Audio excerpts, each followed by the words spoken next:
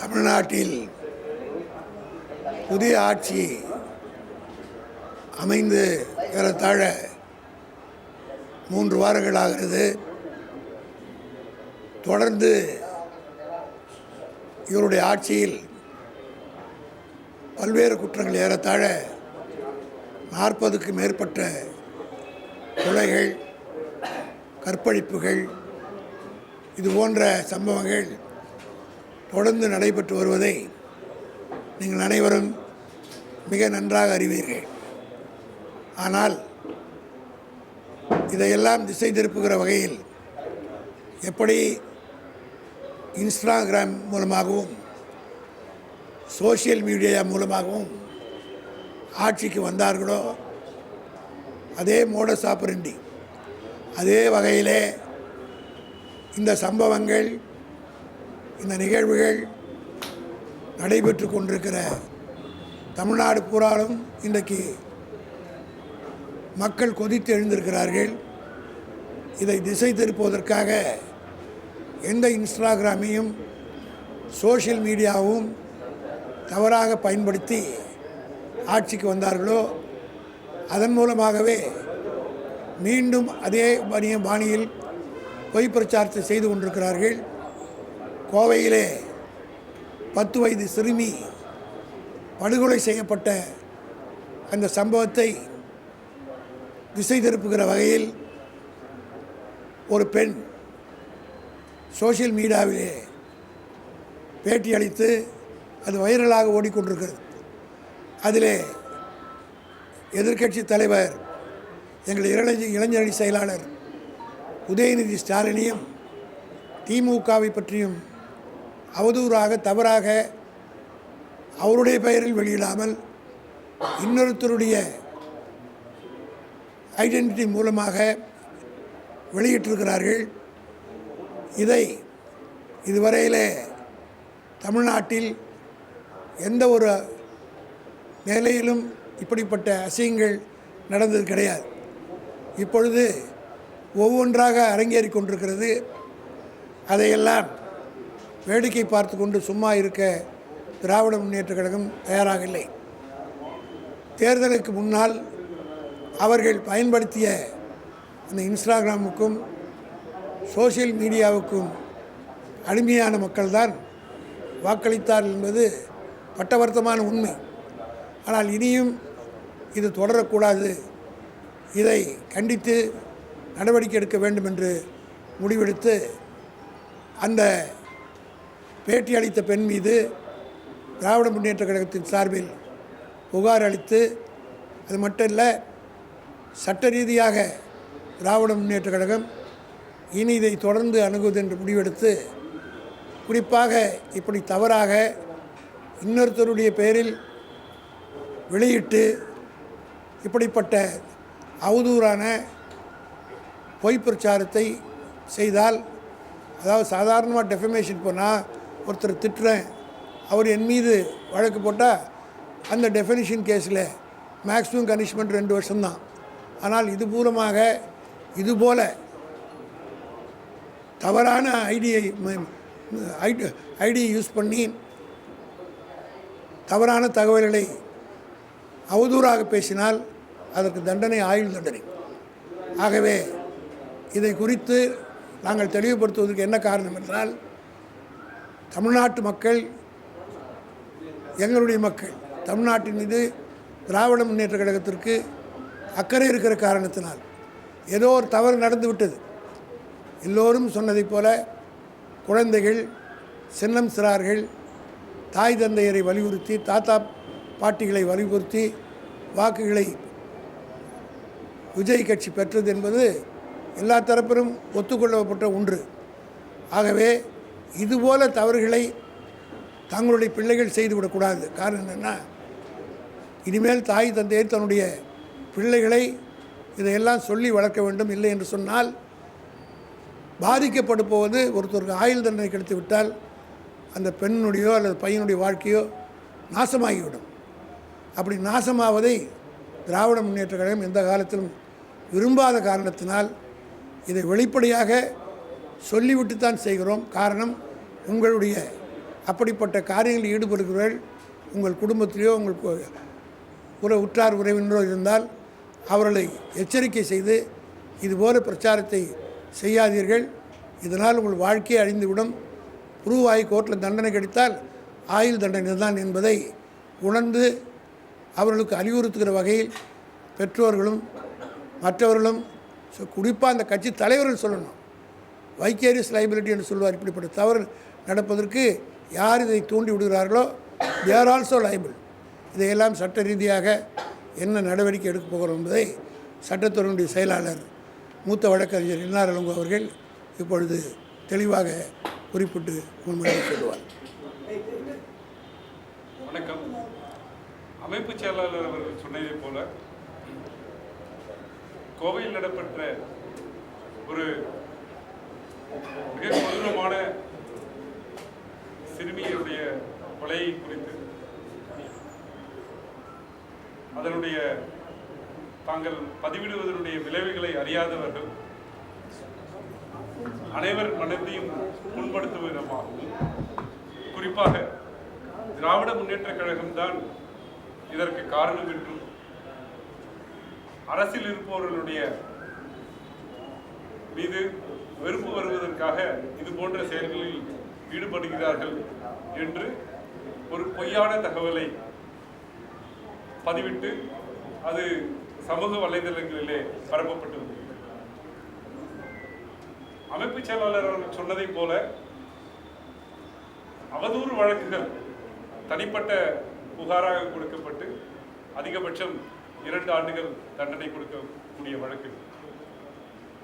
ஆனால் இப்போது இது போன்ற குற்றங்களில் ஈடுபடுபவர்களுக்கு ஒருவேளை இன்ஃபர்மேஷன் டெக்னாலஜி ஆக்ட் பிரிவு 66F என்பது குறித்து தெரியாமல் இருக்க வேண்டும், அல்லது அது குறித்தான புரிதல் இல்லாமல் இருக்க வேண்டும்.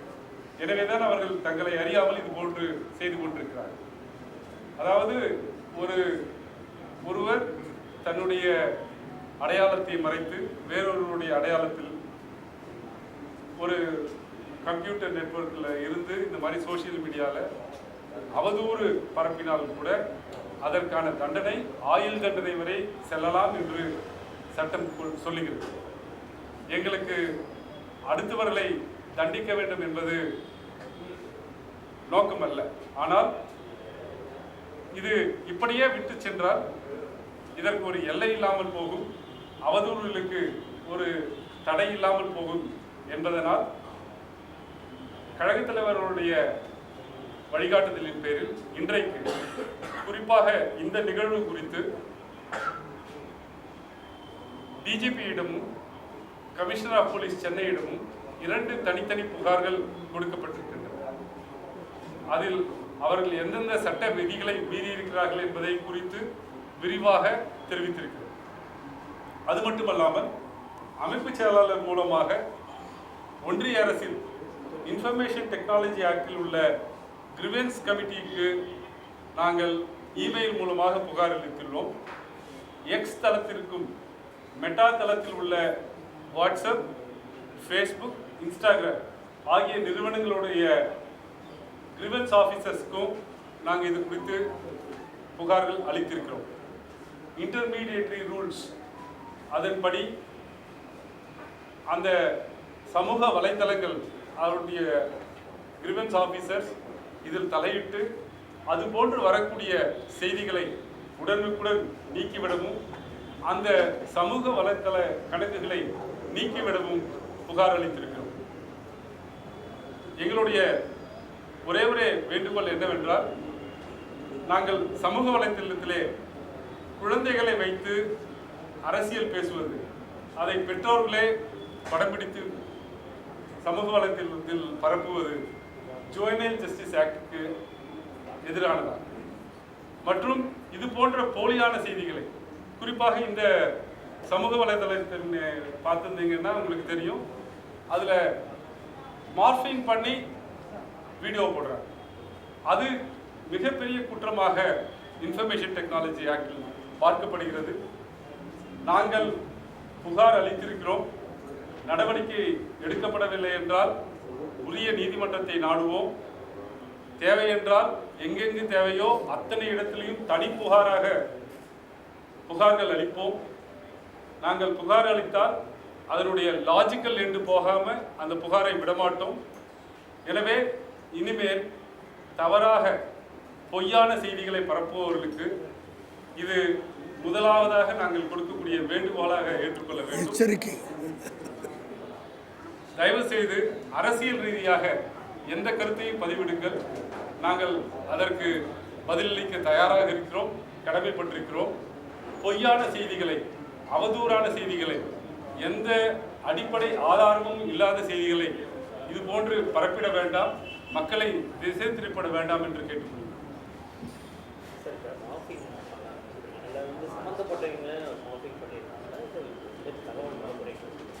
இல்லை, அதில் ஒருத்தருடைய பாக்கெட்டில் மாண்புமிகு டாக்டர் கலைஞர் அவருடைய படம் இருப்பது போல மார்பிங்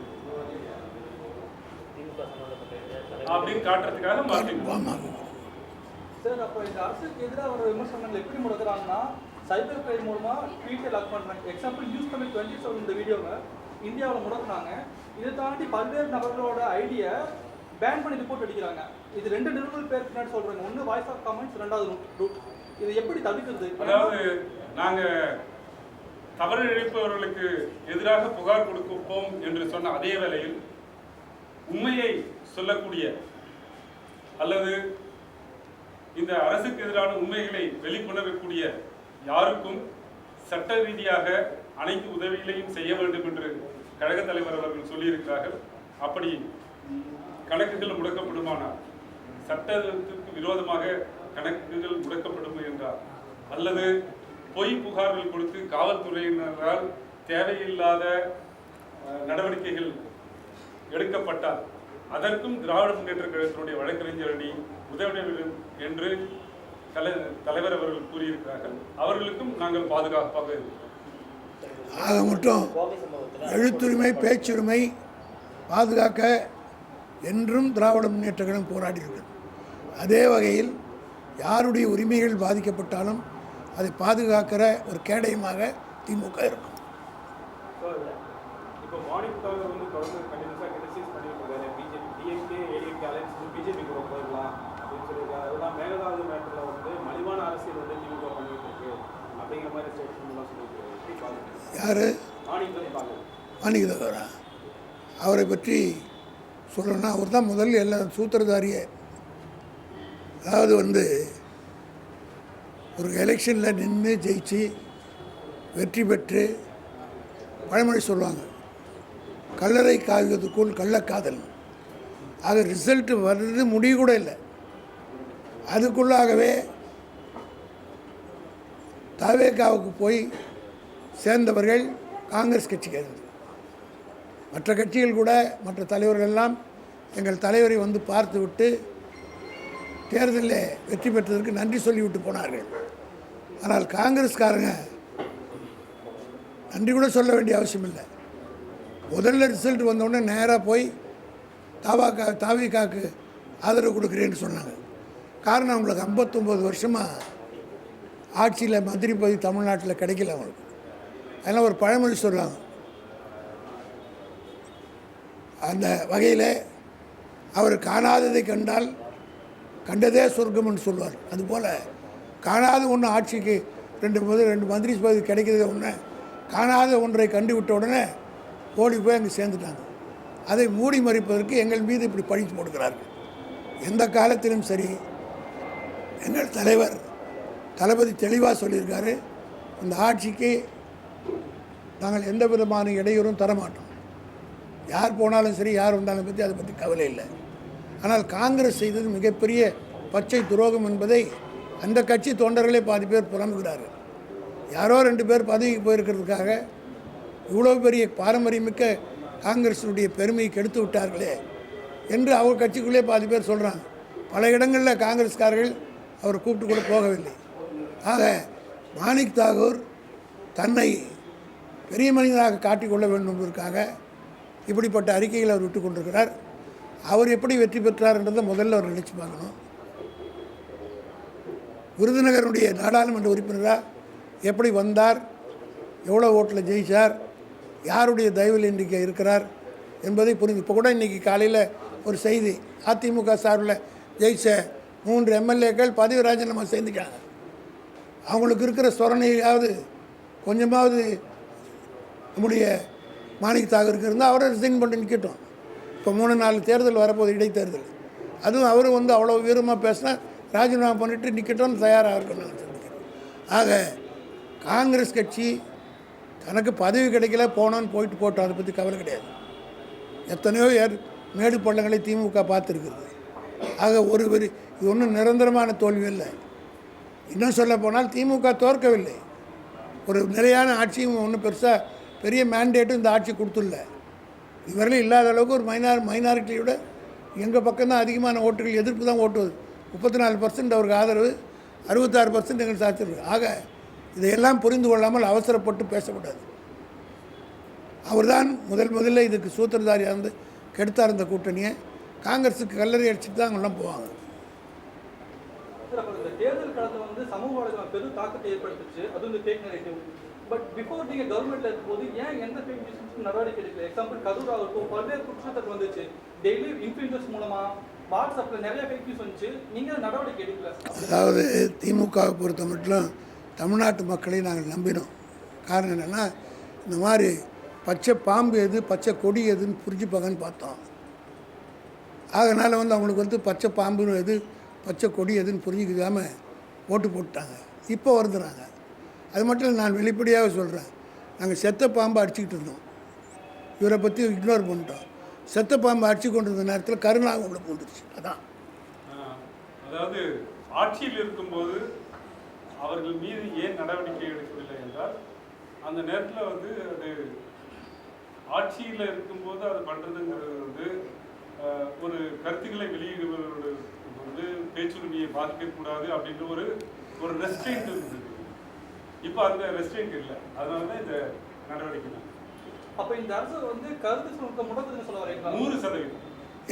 நீங்க பொன்ராஜ் அவர்களை 2 இடத்துல பொன்ராஜ் அவர்கள் மீது 2 இடத்துல புகார்கள் அளிக்கப்பட்டு 2 இடத்துல எஃப்ஐஆர் தாக்கல் செய்யப்பட்டிருக்கு. அது வந்து திரு நிர்மல்குமார் அவர்கள் மார்ச் மாதத்தில் கொடுக்கப்பட்ட புகாரை 12/5/2026 அவர் அமைச்சராக பொறுப்பேற்றவுடன் காவல்துறையில் வந்து அவர் மீது புகாரை அவர் வெளியிட்ட ஒரு கருத்துக்காக அவர் மீது முதல் தகவல் அறிக்கை இது பண்ணி பண்ணுறாங்க. வந்து 8 நாளில் 2வது நாள்லேயே அந்த வேலையை ஆரம்பிச்சிட்டோம். இந்த அரசு நிச்சயமாக கருத்து சுதந்திரத்துக்கு 100% எதிராக நடக்கிறது என்பதில் எந்தவித ஐயப்பாடும் இல்லை. அது வருங்காலங்களில் இது போன்ற நிறைய நிகழ்வுகள் நடக்கும். அப்போ நீங்கள் தெரிஞ்சுக்கணும். ஓகே.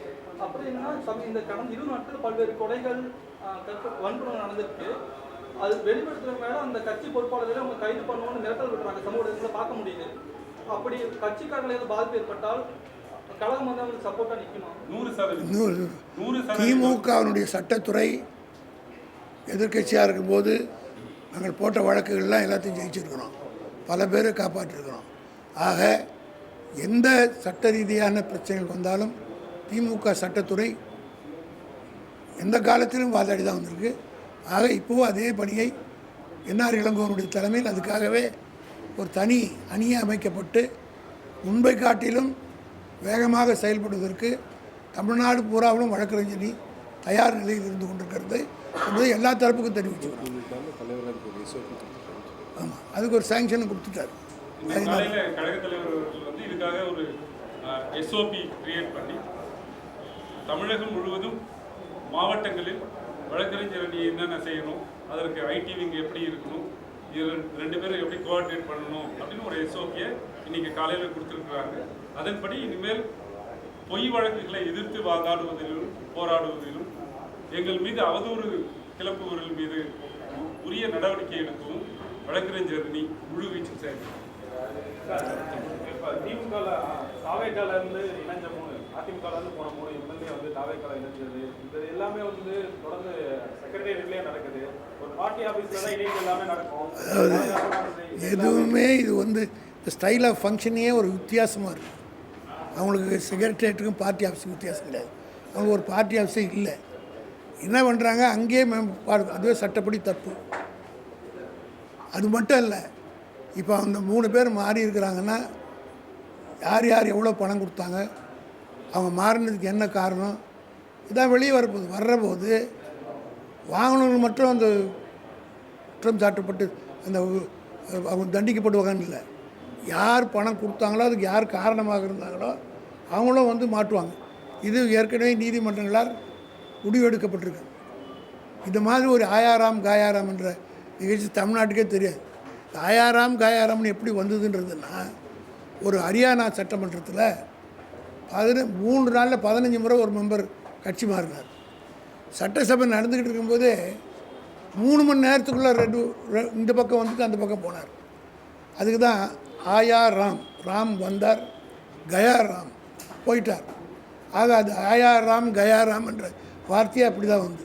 இங்கே தமிழ்நாட்டில் ஆயா கயா 3 வந்தது. போன மாதம் 3ஆம் தேதிக்குள்ளே வந்தது. 23ஆம் தேதி 4ஆம் தேதி முடிவு வந்தாங்க. இன்றைக்கி 24ஆம் தேதி 25 தேதி ஆகுது கயா. ஆக ஆயாராம் கயாராமுக்கு இன்றைய தலைமுறைக்கு தெரியாது. இது நடந்து 60 வருஷம் ஆகுது. இன்றைய தலைமுறைக்கு ஆயாராம் கயாராம்னா என்ன என்பதையெல்லாம் தெளிவுபடுத்தக்கூடிய வகையில் இந்த ஆட்சி நடந்துக்கிட்டது. இன்னும் பல வேடிக்கைகளை பார்ப்போம். சினிமாவில் காமெடியன்களை பார்த்தோம், ஹீரோக்களை பார்த்து ஏமாந்தவர்கள். இனி தமிழ்நாட்டை காப்பாற்ற எங்களை தவிர வேறு வழி கிடையாது. எப்போதெல்லாம் தமிழுக்கும் தமிழ்நாட்டுக்கும் ஆபத்து வருதோ நாங்கள் தான் தோள் கொடுத்து 77 வருஷமாக காப்பாற்றிருக்கோம், தொடர்ந்து காப்பாற்றுவோம்.